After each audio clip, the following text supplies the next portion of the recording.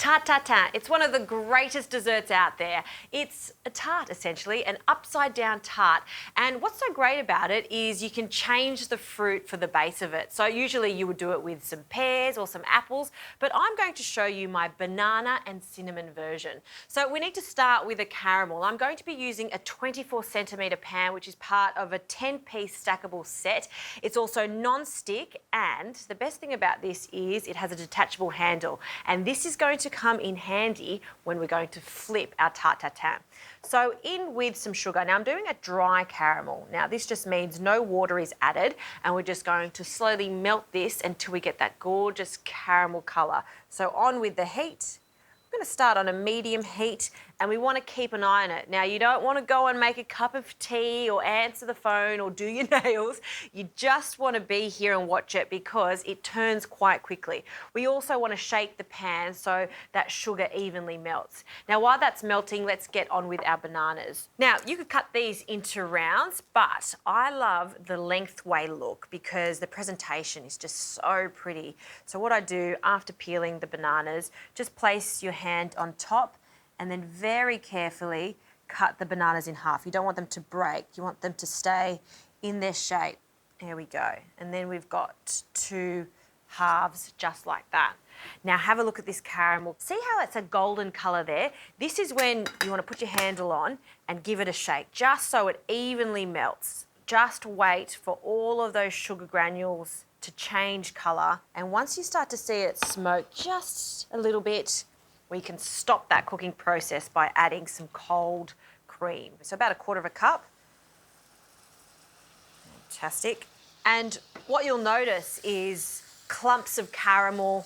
You may think, oh, it's not working, but you just need that cream to start heating up and melting into that sugar. So just keep jiggling the pan and you'll see it turn into this delicious caramel. It's looking good.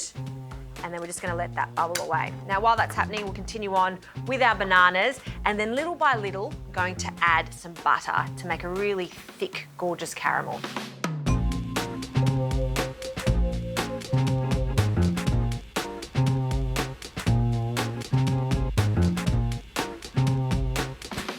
All right, so all of that butter has melted in. You can see we've got a deep golden colour. That's exactly the way I like it. So now we can add some more flavours to this. So I love the addition of salt because salt and caramel, best mates, along with some vanilla bean paste, about a teaspoon, and cinnamon. So we just want a pinch of cinnamon here.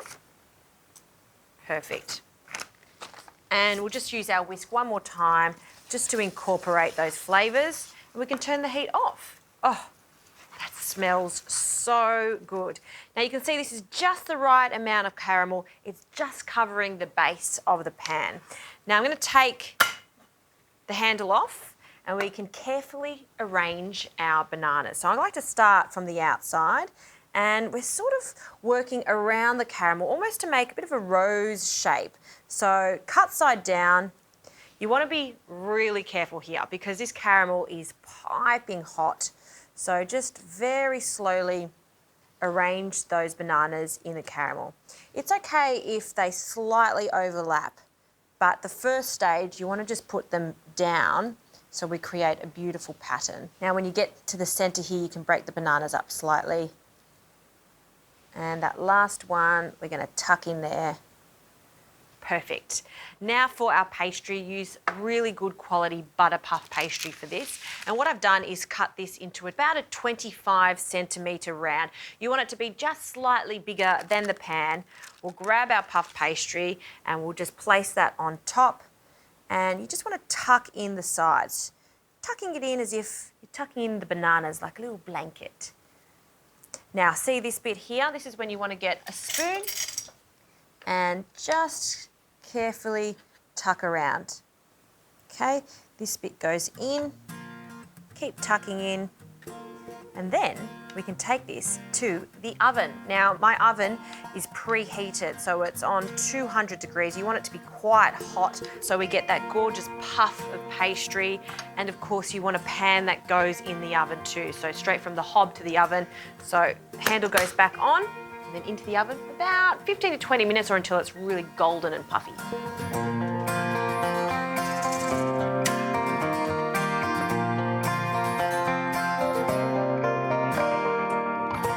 The tart tatin has come out of the oven, and you do want to let it cool slightly, but not entirely, because if it cools to room temperature, what will happen is that caramel will start to firm up.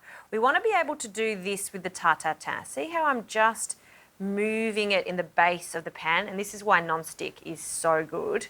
It's going to make it much easier to remove. It's also fantastic that the handle detaches, so when we start to flip this, it's going to be easy. So I'm just going to press down on this beautiful fluffy pastry. I know it feels like a shame to do that, but we do need that to sit flat. Flat plate on top, and it's still slightly warm, so I'm just going to use a tea towel to flip this over. And hopefully, I'm quite confident that it has detached. Just give that a little bit of a tap, just for extra assurance, and then carefully take that top off. Woohoo! Look at that glorious tart tatin. Caramel has set nicely. The bananas are just right. And to finish this off, I love the addition of walnuts. I really like the crunchiness of it. So we're just going to break them. You don't have to chop them. And what's a hot tart tatin like this without cold ice cream? Vanilla bean ice cream. I'll just add 1 dollop of that in the centre, and a light dusting of icing sugar. And there you have it, a French classic. There are countless ways of making tart tatin. You can even make it savoury, but I think this one is my top 5 banana tart tatin.